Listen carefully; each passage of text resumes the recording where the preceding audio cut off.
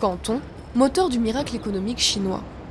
Les usines de cette province du sud de la Chine emploient des armées de jeunes ouvriers venus de tout le pays, attirés par des salaires plus élevés et de meilleures conditions de travail. Mais la crise européenne pèse sur le géant asiatique. Je ne suis pas du tout satisfait de l'économie. Les entrepreneurs comme moi travaillent toute la journée. Je suis fatigué et je ne gagne que quelques yuan. C'est très dur et les prix augmentent. La crise de la dette européenne et l'affaiblissement économique des États-Unis ralentissent la progression des exportations chinoises, pilier de la croissance du pays. En juillet, elles n'ont augmenté que de 1%, leur plus bas niveau en 20 ans.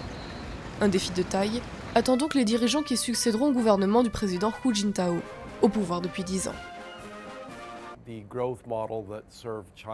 Le modèle économique qui a très bien marché pour la Chine durant les 2 premières décennies est finalement arrivé à bout de souffle. Malheureusement, il aurait dû être modifié bien plus tôt. Résultat, la dette a beaucoup augmenté. L'espoir des entrepreneurs du pays misait sur la consommation intérieure, encore peu développée dans certains secteurs. Nous pensons que les consommateurs vont dépenser davantage. Pour le moment, tout le monde est attiré par les marques, donc nous nous concentrons sur cette envie des clients.